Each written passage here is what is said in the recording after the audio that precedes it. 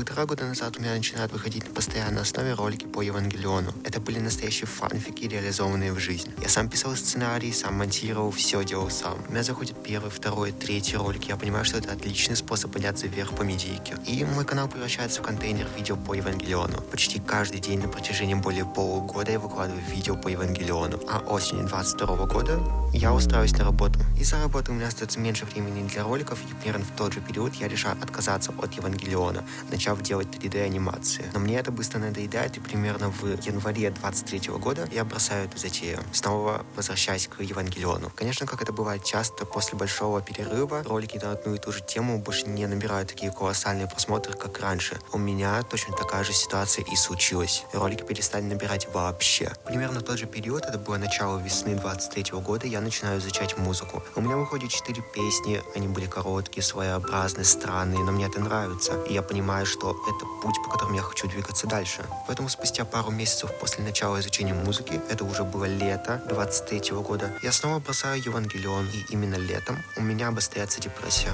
Оговорочка. Я не могу назвать свое состояние депрессии, потому что мне не поставили врачи диагноз. Но все признаки, схожие с депрессией, у меня были. Просто загуглите признаки депрессии и с самого первого сайта возьмите список признаков депрессии. Весь этот список у меня был. Зачитываю. Снижение концентрации, чувство вины, низкая самооценка, отсутствие веры в будущее, мысли о смерти или самоубийстве. У меня были даже попытки летом как раз таки. Нарушение сна, изменение аппетита, массы тела, сильнейшая усталость, упадок сил. Это все у меня было. Причем в один промежуток времени, все одновременно. Летом 23 года. При всех недостатках я понимал, в чем мой корень проблемы.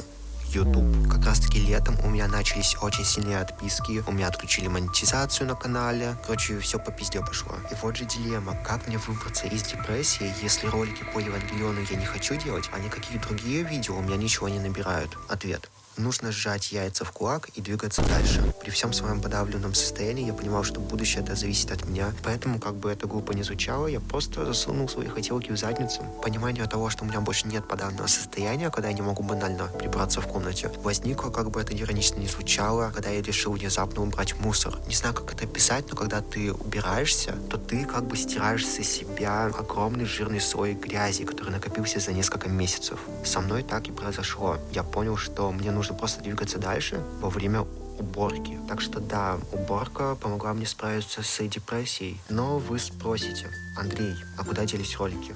Я их скрыл. Причина очевидна. Я начинаю новый путь, который не связан с чужим контентом. Меня много раз ебали по поводу авторского права. Я много раз говорил, что я поменяюсь, что я изменю свой контент. Но настало время поставить окончательно точку прямо сейчас. Контента, связанного с другими авторами, не будет. Не будет мудов, пупов, роликов по Евангелиону. Про него вообще забудьте. Его не будет. Но при этом это не означает, что не будет сарказма, иронии. Они будут, но контента чужого не будет. По поводу Евангелиона я скажу последние слова. Спасибо.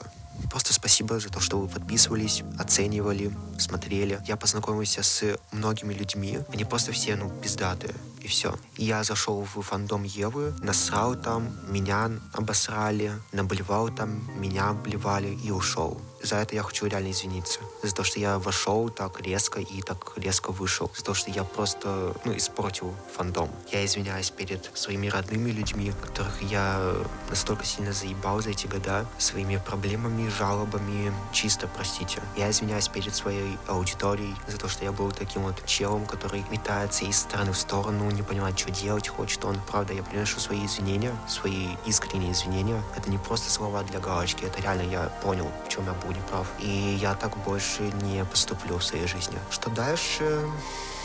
Да хуй знает. Работаем, учимся, живем. Занимаюсь творчеством. Пытаемся стать лучше, в конце концов. Я вчера доделал песенку, покажу вам. Считайте, что это демка, которая скоро выйдет. Там осталось только свести. Сердце приписки кусками. Я не попутан местами. Повожу тебя вещами.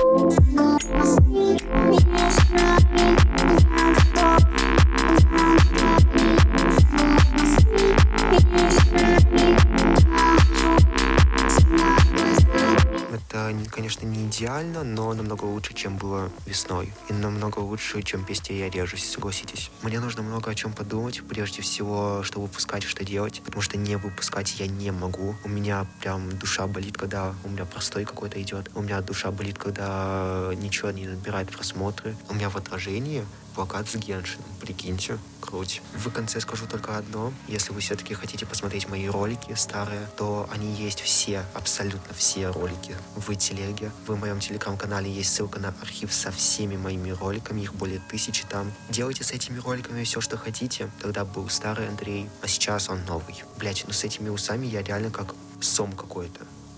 Все.